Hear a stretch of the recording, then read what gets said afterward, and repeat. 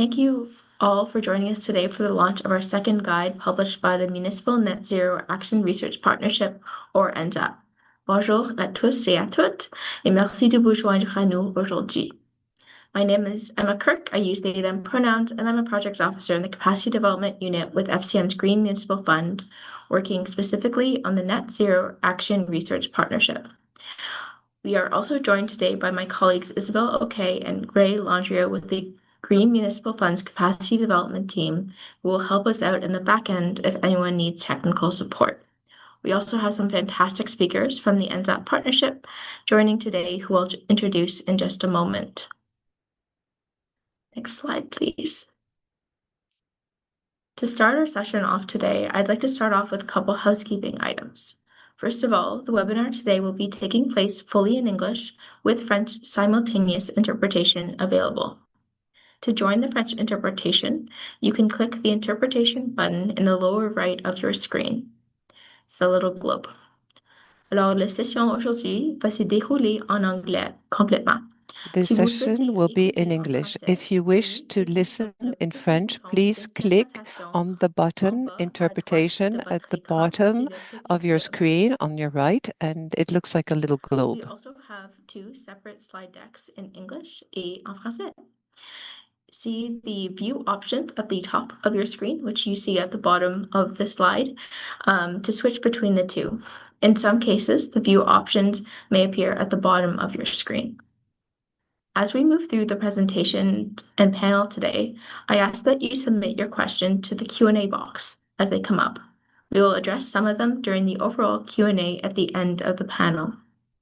You are welcome to ask questions throughout in the chat box during the presentation and throughout the panel in the language of your choice.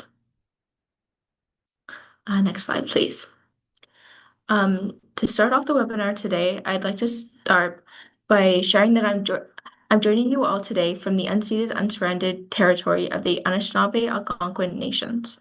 I'm grateful to the past and present stewards of this beautiful place I call home at the meeting of the three rivers that have carried people together to collaborate since time immemorial. As an organization, FCM acknowledges with gratitude that our head offices are located on the unceded, unsurrendered territory of the Anishinaabe Algonquin Nations in Ottawa. As we move forward with our commitment to reconciliation, we endeavor to unlearn colonial mindsets and practices, grow in knowledge, and adapt our ways of working.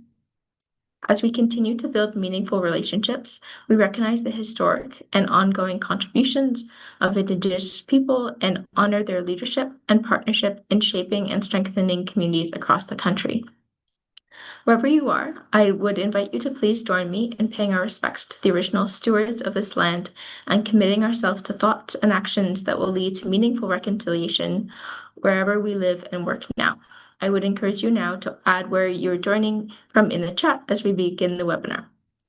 And now I'm going to pass the session to Dr. Eduardo Ordonez Ponce, an associate professor from Athabasca University and one of the co-authors of the guide being presented during the webinar today.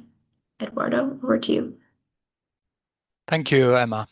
Good morning, everyone. Good morning to those of you who are to my west, and afternoon to those of you who are to my east.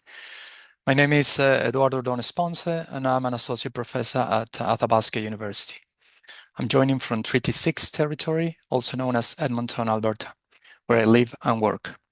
I would like to thank the First Nations, Métis, and Inuit peoples whose ancestors' footsteps have marked this territory for centuries. We're very excited to welcome you all to our webinar on the work of the Municipal Net Zero Action Research Partnership. This is an exciting year for NZAP as we begin releasing the practical products of our research designed for you to implement best practices from across the country to advance climate action in your communities.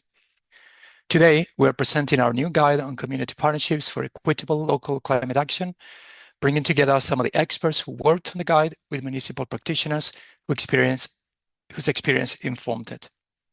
Next, please. For those of you hearing about us for the first time, NZAP is a research partnership funded in part by the Government of Canada through the Climate Action and Awareness Fund and jointly led by ICLEI Canada, the University of Waterloo, and the Federation of Canadian Municipalities Green Municipal Fund. We're working alongside 11 other academic institutions, 8 national organizations, and 15 municipal partners. You can see many of their logos on the screen now. It's a collaboration that benefits both researchers and practitioners, and it's built on a foundation of mutual interest and respect, striving to meet Canada's net zero goals. Next slide, please. Here you can see NSAP's high-level goals. We aim to support Canadian municipalities to monitor, measure, and achieve their GHG emission mitigation goals aligned with Canada's national reduction commitments by studying and creating improved measurement, analysis, and monitoring systems for both corporate and community-wide GHG emissions. Next slide, please. Moving on to our structure, we have organized ourselves by working groups, each focused on a specific area of our overarching goal. Last year, you might have attended one of our sessions on the release of our report and database on the state of climate action in Canadian municipalities, which was produced by Working Group 1. If you have not had a chance to check those resources yet, we encourage you to do so via the links my colleagues will pop in the chat. Today, we will focus on the guide on community partnerships coming from Working Group 4, where I serve as one of the co-chairs along with Dr. Amelia Clark from the University of Waterloo. Next slide, please. As an academic practitioner research collaboration, NSAP facilitates the knowledge transfer of academic scientific information to municipal practitioners, bridging the gap between practice and theoretical work. As the project bridges this gap, NSAP acknowledges that there are many other gaps that exist in our climate action work that need bridging, including gaps in how reconciliation, anti-racism, equity, and inclusion show up in our work or not, who is engaged in the conversations and research, and who is meaningfully a part of the planning and action of climate action on the ground. We commit to challenging our research, our colleagues, and our products to advance the integration of reconciliation, anti-racism, equity, and inclusion principles into all that we do. And we further commit to openness and learning in areas where it's identified that we can do and need to do better. Next slide, please. Value of the partnerships. Before I hand it over to our first presenter to properly introduce the guide, I'll give you a quick introduction to the value of community partnerships. From a research perspective, it's been noted that municipalities with partnerships have higher GHG emission reductions. At the local level, we can divide climate action work into corporate and community-wide scales. Partnerships are key to implementing community or integrated climate action plans by enabling local governments to influence community-wide emissions outside their direct control. As you will hear later today, partnerships can take many different shapes from a variety of community-wide partners doing their part, specific sectoral initiatives, or joint projects. Regardless of the form they take, their success lies in how they leverage partner resources towards GHG reduction activities to achieve greater progress towards climate action targets. Climate budgeting can enable municipalities to align their actions with the pace, scale, and orientation required to confront the climate crisis. Next, please. Without further ado, I'd like to welcome Naima Samuel to provide an overview of the guide.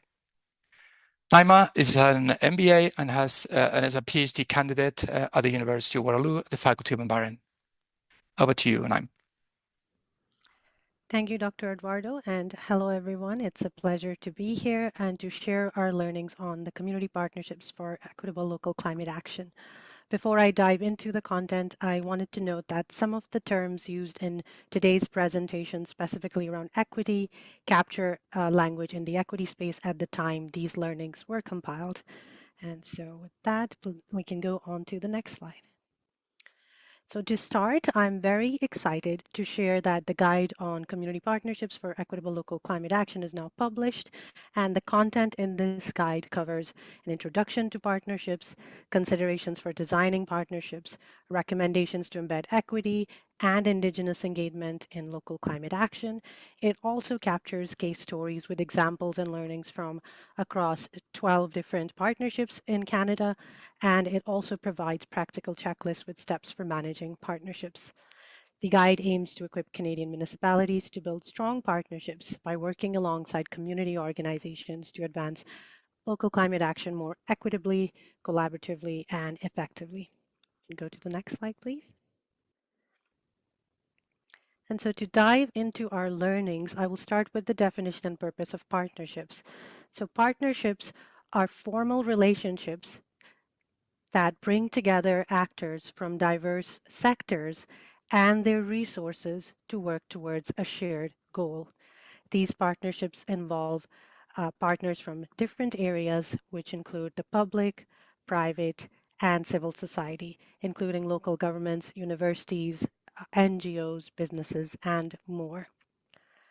Community partnerships for local climate action uh, really provide that space for partners to come together, to unite their diverse skills and resources to collectively advance climate mitigation by addressing climate change. And we are able to do so in a way that embeds equity. Go to the next slide, please.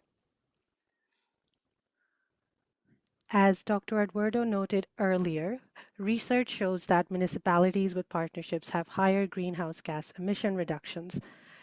Partnerships are ideal for implementing community or integrated climate action plans. They allow municipalities to influence community-wide emissions that are outside their control, and they also enable community-wide climate action. That could be through leveraging partner resources towards climate action activities, such as greenhouse gas emission reductions.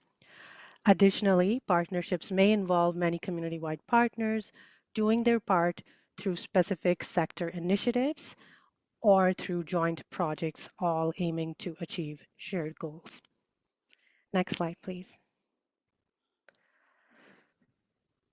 The learnings that I'm presenting today are derived from 12 climate-focused partnerships across different provinces in Canada that are categorized into 3 focus areas that you see here on the slide. The first focus area is the project focus area, and this includes partnerships that place emphasis on a particular initiative that targets emissions on a small scale within municipalities.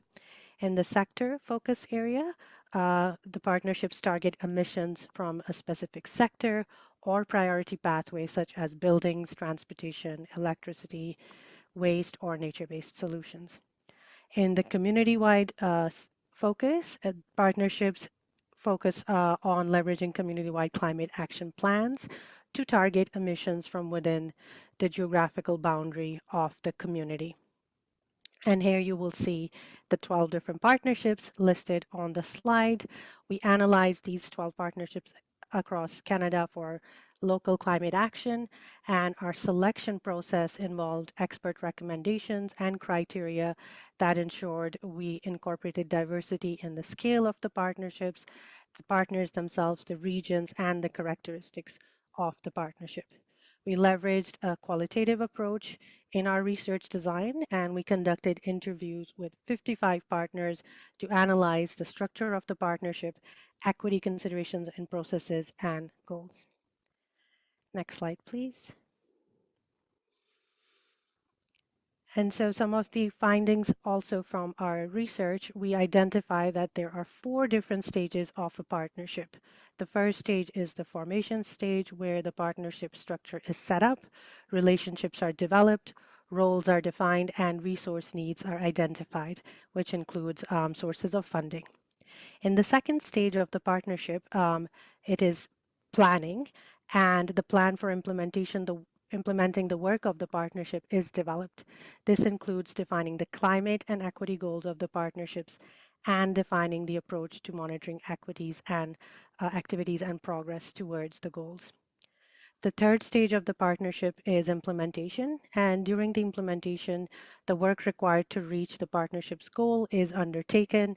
This includes work done by individual partners as well as the collective efforts towards the partnership goals. And the final stage of the partnership is evaluation, where outcomes from the partnership efforts are evaluated and input from partners is gathered around learnings from the collective effort. Sometimes the evaluation stage leads to an updated structure and an updated plan, thus the continuation of the partnership through the stages again. And so it is an iterative process. Next slide, please.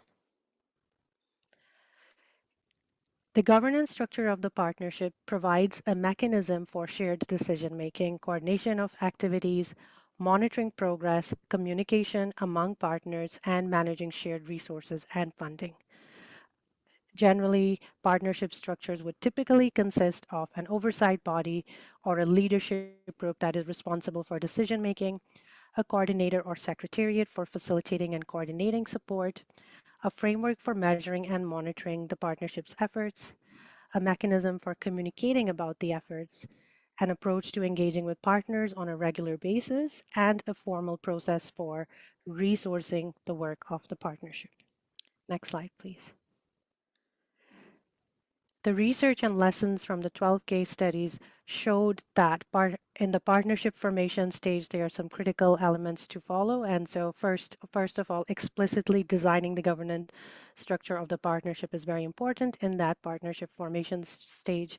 Secondly, ensuring diverse and equitable representation of partners on the oversight committee is very important, and ensuring core funding is another key aspect that we have to integrate into partnership formation, or that should be or is recommended to be integrated.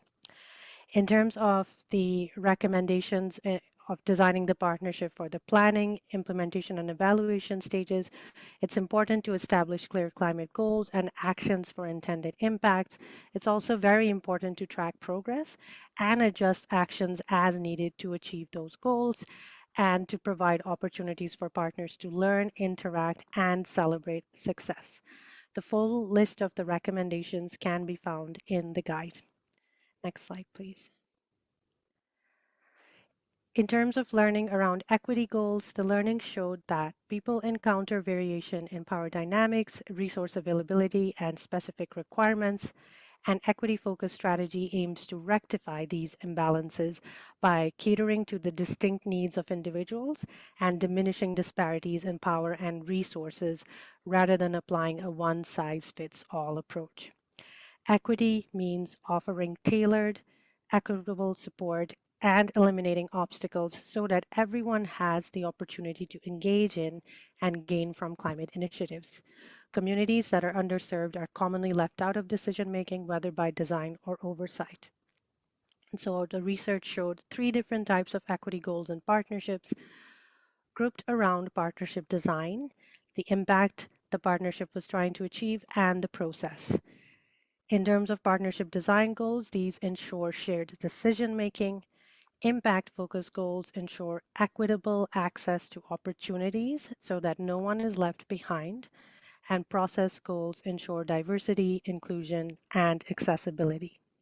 To promote equity, recognizing and tackling these inequalities and barriers is crucial, and this process requires changing societal norms, structures, policies, and practices to foster systems that are more inclusive and fair. Next slide, please. Here are some examples of equity actions. You will see here, for instance, in the Canmore partnership, implementing climate justice initiatives and equity assessments was one of the indicators and tools that were used as an equity action. Similarly, in the Montreal partnership, we see that ensuring transparency and producing diverse resources for various audiences was an aspect of how accessibility and inclusion was ensured by the partners. Next slide, please. Indigenous peoples have a distinct status within Canada and as such have different requirements and considerations concerning engagement and consultation. This is set in the Canadian Constitution Act of 1982 and the United Nations Declaration on the Rights of Indigenous Peoples, which note that Indigenous communities have the right to free, prior, and informed consent to ensure effective and meaningful participation of Indigenous peoples in decisions that affect them, their communities, and territories. It is also important to note that because of the diversity of Indigenous communities across Canada, there is no one-size-fits-all approach to engaging Indigenous communities. Engagement planning must be regionally specific as there will be different communities with unique considerations. The learnings highlight wise practices in Indigenous engagement, which capture the principles for engagement, namely respect, responsibility, relevance, reciprocity, and relationships to foster long-lasting, meaningful connections. These principles are adapted from academic literature on Indigenous engagement and complement the principles of the Truth and Reconciliation Commission. Next slide, please. The recommendations that we have drawn from the academic literature and lessons from the 12 partnerships fall into 3 buckets, which are presented in the guide. You can see the full recommendations in the guide, and here we will speak to some of these. Some of the ideas that the research showed include explicitly integrating equity into governance and decision-making processes, and using wise practices for Indigenous engagement, including strengthening relationships. This will help ensure inclusion and diversity. In terms of ensuring accessibility and benefits, addressing existing inequities in infrastructure and services is critical, as well as establishing matrices to measure progress towards equity goals. And to ensure accountability and address any issues around power dynamics and imbalances, it's really important to train staff on equity, diversity, and inclusion, and on Indigenous knowledge and histories. It's also very important to work towards mitigating power dynamics between partners. Again, you can see a full list of the recommendation in the guide. Next slide, please. And with that, I will conclude my presentation and hand it back to Dr. Eduardo. Thank you very much. Thank you, Naima. Thank you for your presentation and for leading an important part of this guide. As you can all see, there is a lot of useful information here. We were working on developing this guide for a long time, and I would like to thank the 12 cities that participated and the members of working group for the work and commitment to NSAP and this guide.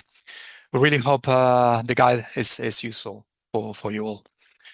Next slide, please.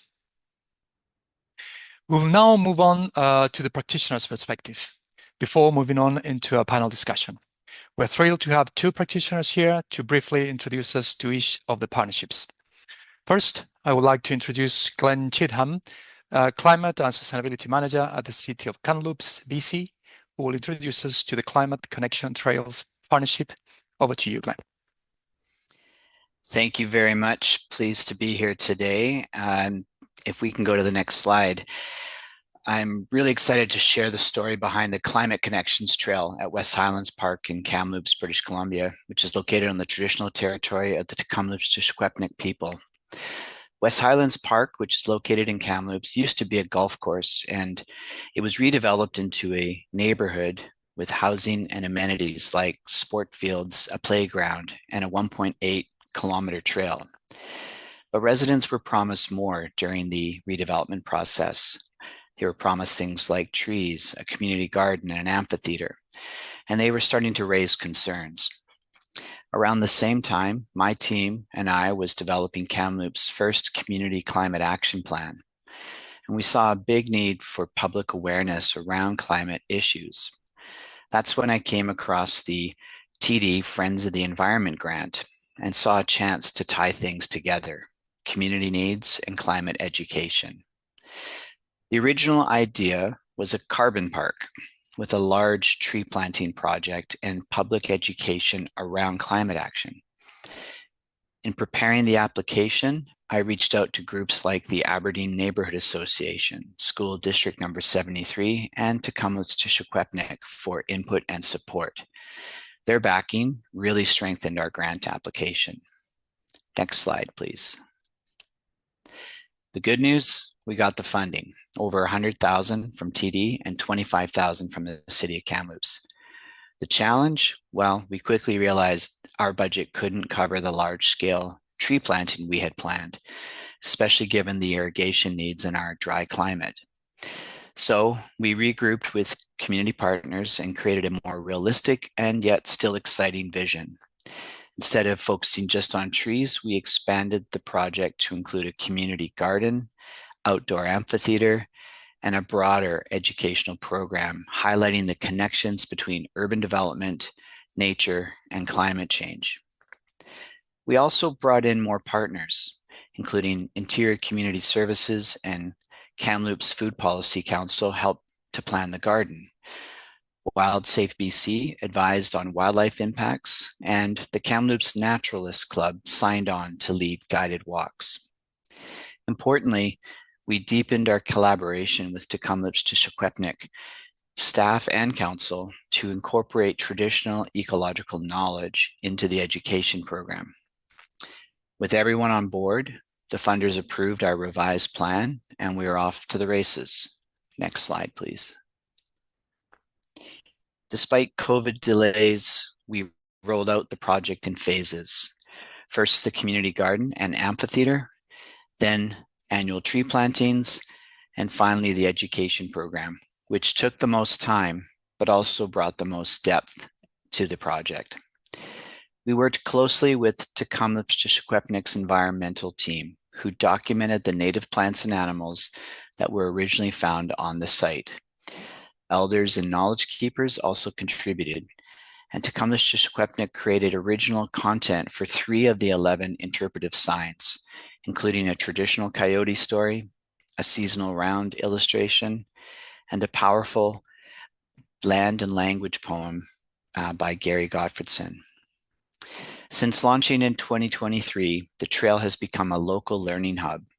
School groups visit regularly, supported by custom lesson plans from our city's sustainability educator and school district teachers. Community groups have planted more pollinator gardens and expanded the community forest. The community garden is thriving and even has its own shed thanks to subsequent fundraising by the neighborhood association. This has been a true community project from start to finish. If we had not invested time and money to meaningfully involve our community partners, this project would never have been realized and its impacts would never have been felt. Thank you. Thank you, Glenn. A very interesting partnership that links well community needs with climate action, incorporating diverse partners. Thanks for sharing the story of the City of Kamloops Climate Connection Trails Partnership. As you said, a true community project. We will learn more about it during the panel discussion. Next, I would like to introduce Kira Chisholm from the Sustainable Waterloo Region in Ontario to introduce us to the Climate Action Waterloo Region project. Kira is the Plan Manager of Climate Action WR program. Over to you, Kira. Thank you. So Climate Action WR operates on the traditional territory of the Haudenosaunee, Anishinaabe, and Chinootan peoples on the Haldimand Tract here in Waterloo region. So we are, if I could get the next slide, please. We are a collaboration between local organizations, community members, and the municipalities focused on reducing greenhouse gas emissions in Waterloo region. We are co-led by 2 nonprofit organizations, REAP Green Solutions and Sustainable Waterloo Region, which focus on residential sustainability and organizational sustainability, respectively. We operate as a collaborative partnership that is equally funded by the City of Kitchener, the City of Waterloo, the City of Cambridge, and the Region of Waterloo under a fee-for-service agreement. And we're working collaboratively with all 8 local municipalities here in Waterloo Region, including the 4 rural townships as well. At a high level, our mandate is to coordinate the activities in the Community Climate Action Plan and facilitate action towards that plan. Measuring and monitoring progress on emissions reduction and collaborative reporting across the region, and then also engaging the community sort of more broadly on our community climate action initiatives. Next slide, please. So since our most recent climate action plan was published in 2021, it was clear that we needed to broaden the tent of our partnership and bring on more partners in a formal capacity. We underwent quite a bit of learning to determine a new governance structure that would enable accelerated action on this larger community climate action plan. And a new learning to determine a new governance structure. So we've loosely based our structure on collective impact now, and we now have more than 17 different organizations across our teams and growing. Our community leadership table has been meeting for just over 1 year at this time. And on the table, we have senior leaders, champions, and experts from across the community, other nonprofits, government, and other departments in government, the business community, and the local distribution companies as well for energy. They guide our strategic direction and provide more insight to the wider community mobilization and opportunities for alignment. We have our steering committee, and it is largely still comprised of our close municipal reps, as well as a few others who are keen to support the sort of month-to-month guiding of the partnership and the implementation of the work.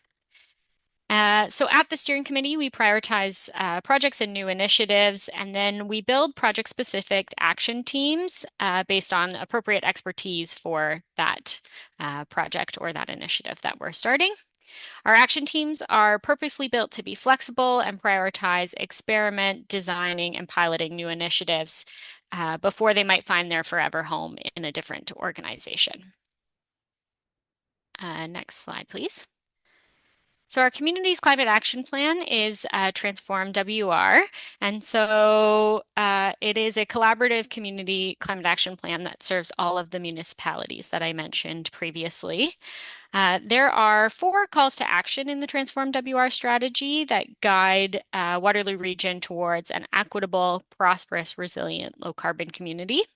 And this forms the basis of our work and vision for the collective. It also drives the measurement and engagement initiatives that we select.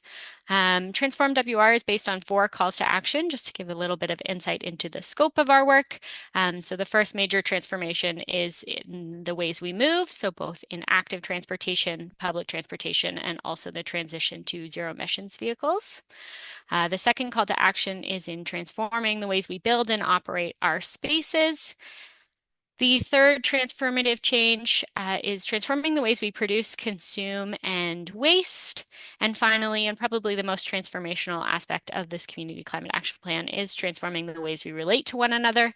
And that's where a large component of the equity work lives, though the first action there is to embed equity in every action across the rest of the plan as well. But specific sort of actions related to the social fabric of Waterloo Region. And while the municipalities play a significant role in the actions of Transform, there are also many other capacity holders, including businesses, those local distribution companies, the school boards, and other nonprofit organizations to hold leadership in those actions as well. So that gives a little insight into our partnership.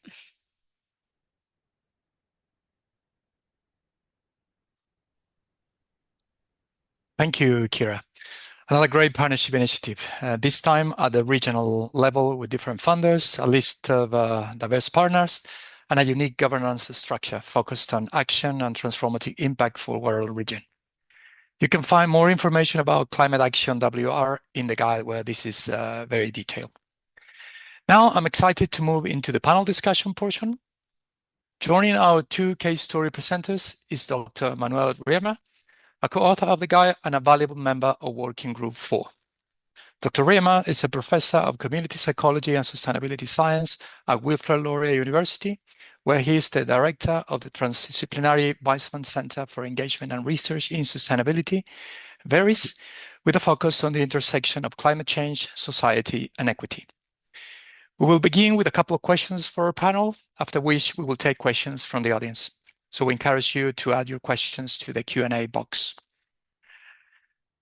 We're going to start things off with a question to our 3 panelists.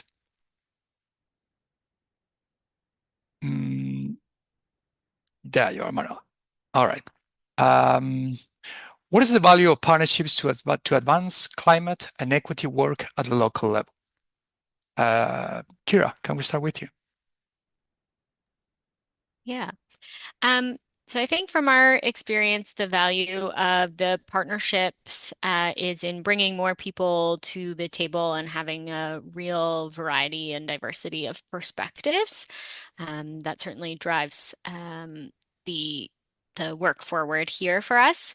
The other sort of, I think, unique value that our partnership sort of specifically, and I'm sure others as well, have experienced is the nimbleness with which not-for-profit organizations can operate and sort of bring a really big return on investment through the social capital that we have in the community to the municipalities and form that really great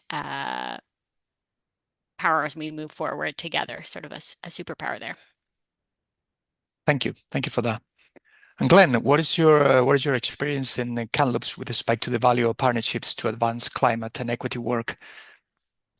Absolutely crucial. And I've been very fortunate to have lived in the community for 15 years and have invested a fair amount of time and effort in developing partnerships and relationships. And something that I often emphasize is the importance of not only connecting with your allies, which would be the obvious choice, so those who share your perspective and are aligned with the plan and the actions in the plan, but also the adversaries.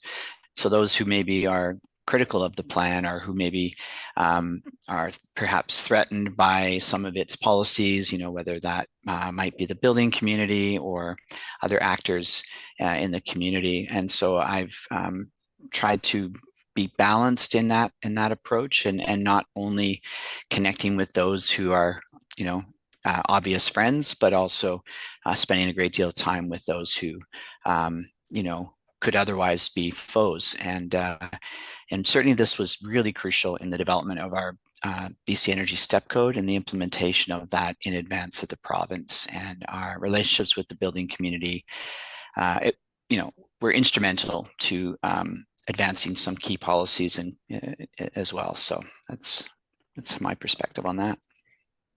Thank you, Glenn. Manuel, from your academic and also collaborating with cities in partnerships around climate action, what is your view in terms of the value of partnerships to advance climate and equity work at the local level? Thanks, Eduardo. Yeah, I think absolutely crucial. We live in a time where new challenges emerge rather quickly, as we think about the pandemic, for example. So if you develop a goal or a partnership structure, every 5 years or something like that, develop a strategic plan, those can very quickly become outdated if the circumstances change. And if you have a strong partnership, then you have the ability to kind of co-learn and co-adapt and co-design. And so as these things are changing, you have the key people that have insights into how you might need to adapt right there with you, and you already have the established relationships. You don't need to build them at the time of the changes and when the changes are necessary. So I think, from complexity science, for example, we know that more diverse systems are more resilient and more adaptive. And I think that the same thing applies to a partnership. If you have a diverse partnerships with different perspectives, different voices, that partnership will be more resilient and adaptive going forward. Great, thank you, Manuel.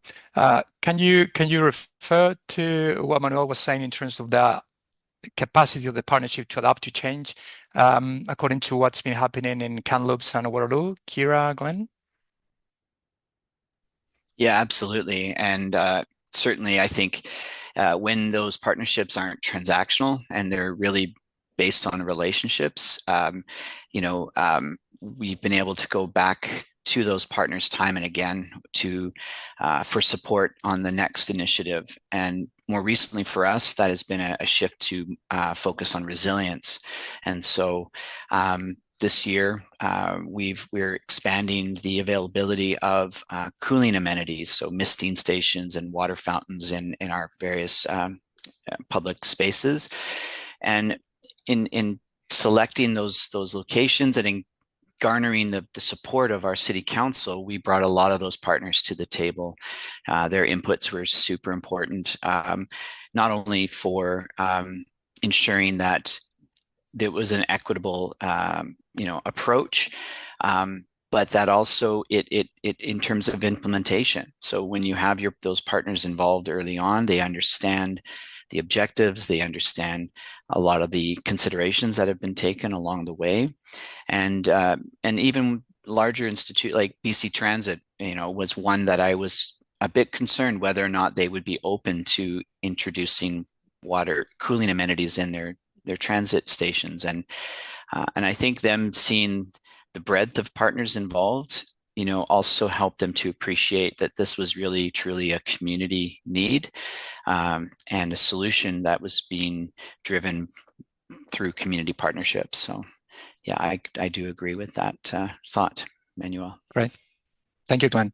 And Kira, what about in the case of Waterloo? How is the partnership, which is a strong partnership, been adapting to the challenges that the region or the community has been facing? Yeah, certainly our scope of our work has changed quite a bit since initial partnership formation many years ago, always around the Community Climate Action Plan, but that the scope of those plans has changed pretty significantly since the first one. And so I think that in adapting to that changing reality, we recognize the need to bring on more partners and bring on partners who don't necessarily have a climate specific lens. And so we're sort of excited to be engaging more with, for example, the Chamber of Commerce, who might be delivering some programming related to sustainability in their businesses, but engaging in those broader conversations and having them on board more for the sort of infrastructure and the bigger challenges that they're working towards is also quite helpful. Similarly, an alignment with public health is a new direction for us, but an important one in sort of broadening the scope of our work and bringing on so many different perspectives. So that we're also not competing with the other priorities of the community, but finding those intersections and mobilizing around them for long-term resilience. Great. Thank you, Kira. Anything to add to that, Manuel? Yeah, I would like to emphasize what Kira was saying there at the end. I think when you have a partnership where you not just have the typical candidates, but really people who are also maybe outside of the climate action sphere, then you have a better chance of avoiding unintended consequences of your climate action, as well as optimizing the core benefits that you can do. I think that what Kira said there at the end, to really kind of think about how can we reach common goals, and avoid interfering, with across different departments or priorities. So yeah, I would like to really emphasize that aspect of what she was saying. Excellent. Thank you.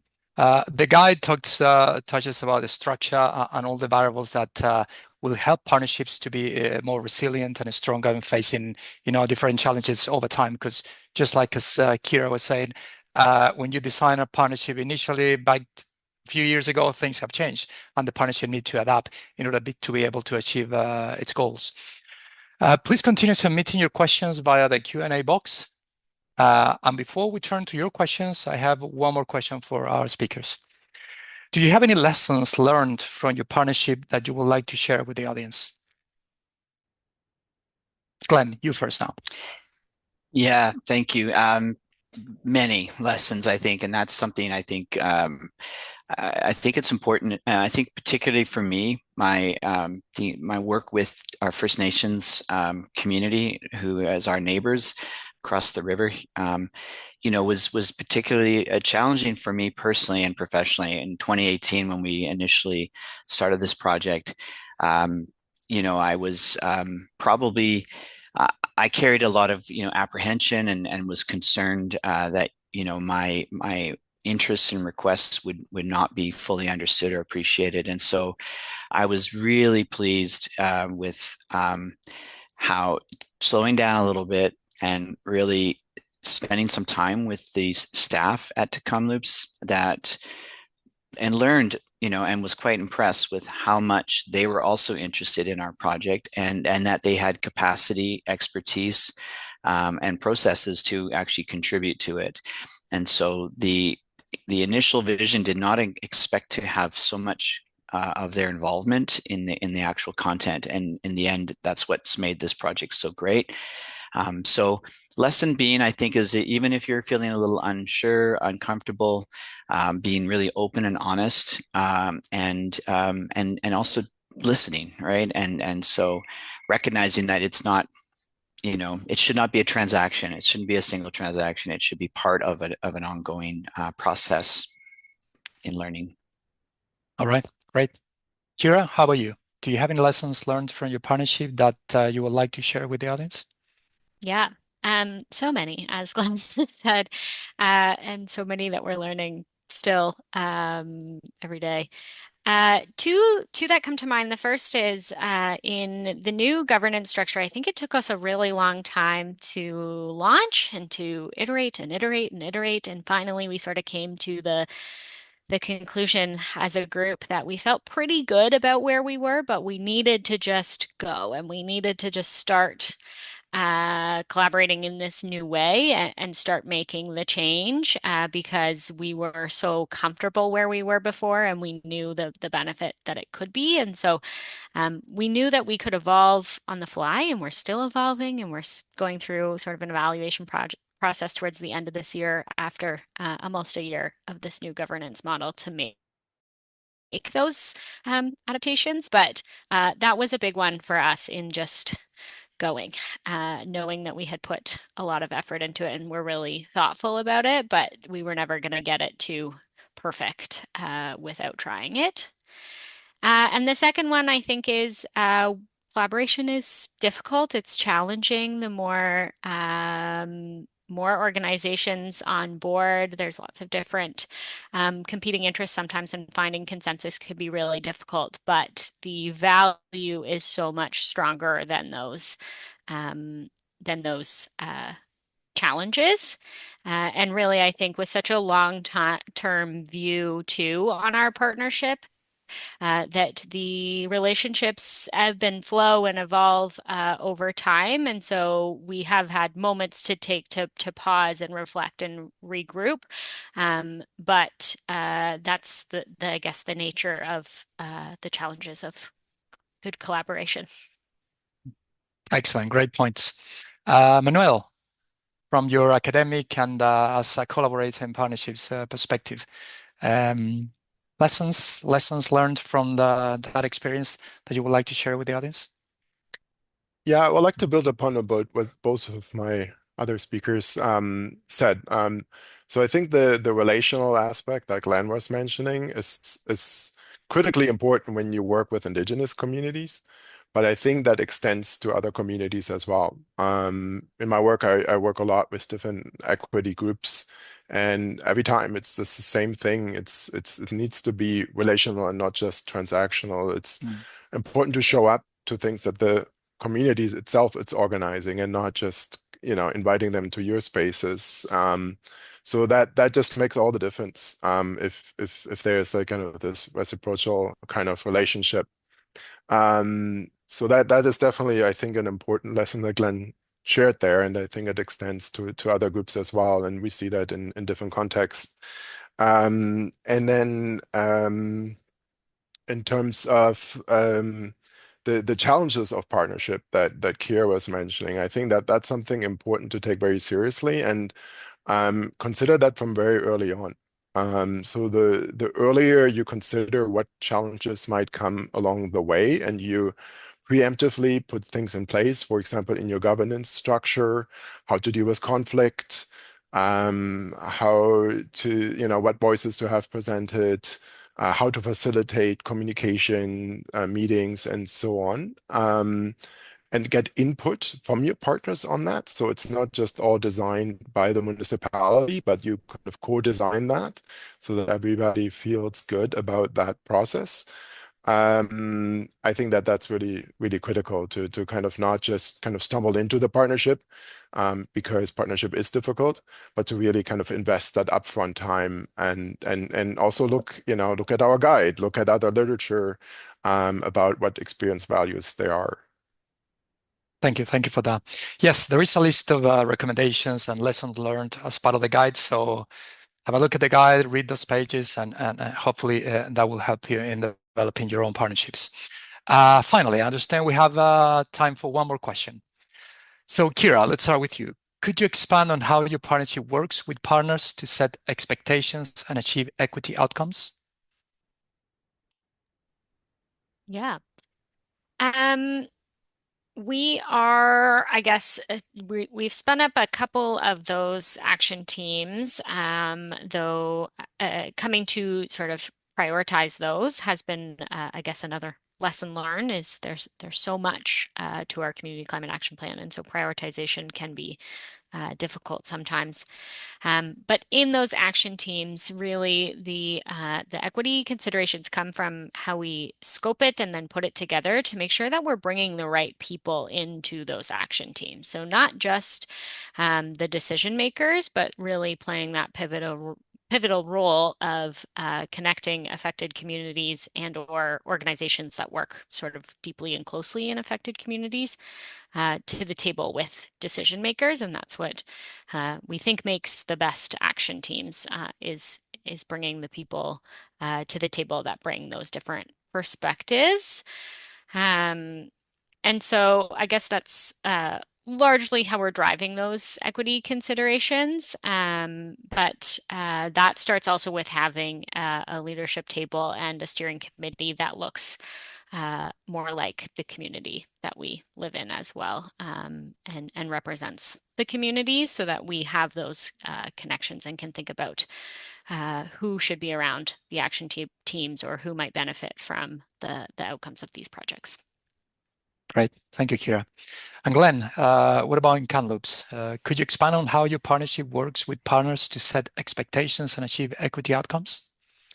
Absolutely, yes. And I think in our case, the development of our climate action plan started in 2018, and I'll admit that in the early days of scoping the plan and the methodology to create it, equity was not fully baked into that, and it was something that emerged as we moved through the planning process, and so we were really open about that, and what we sort of did to pivot is we did expand the tent. We did involve a few more partners in our CCAP advisory group, but probably more importantly is that we've explicitly noted in our plan that the equity considerations will be really considered in more detail and in depth when we plan implementation. So as we prepare to implement the policy, the action, the program, the actual, it may itself in itself be fairly high level and broad, but when you start to think about the implementation, that's where the impacts to those equity seeking groups really comes into play. And that's where, as the small example with the clean amenities, literally reaching out to those partners and bringing them in, letting them understand what the objective of the project is, and hearing, and involving them in that planning. And so, so I guess my point is that it's never too late, even if you've feel that you haven't maybe done enough upfront. There's still opportunities as you move towards implementation. Excellent. Thank you, Glenn. I see we have no more time for the panel, so I would like to thank Kira, Manuel, and Glenn for your insightful perspectives that I'm sure people appreciate. So thank you all for your attention, and back to you, Emma. Thank you so much, Eduardo. We're just gonna transition for a moment back to the slides. Just let my colleagues share them. Wait, one sec. Okay, I'm gonna keep going. Great. So before we wrap up today, I'd like to take the opportunity to share a bit about the opportunity to engage further with NZAP as a pilot community. As a research action partnership, the work of NZAP goes beyond simply releasing a new guide on best practices to build and implement community partnerships for equitable local climate action into the landscape. We want to follow along, support you, and learn from your experiences as you implement this guide. And to that end, we'd like to invite you to become a pilot community and provide feedback on our resources. By becoming a pilot community, you will benefit from access to further training on this resource and others, including free access to micro-credentials currently being developed by the University of Waterloo. To further support communities in the implementation of this guide, we are launching a peer learning cohort opportunity exclusive to pilot communities launching in October. With a mix of sessions facilitated bilingually, the cohorts will be designed to support communities as they implement the best practices outlined in this guide. Any community that signs up to pilot a guide will receive an invitation to apply to be part of this cohort. We anticipate sending out these invitations to apply at the end of July. For more information, you can check out our webpage that one of my colleagues will post in the chat, and we encourage you to also fill out our survey at the link in the chat or on the QR or via the QR posted on the screen to express your interest in becoming a pilot community and receive our entry survey. I've also included my email at the bottom of this slide for follow-up if you have specific questions.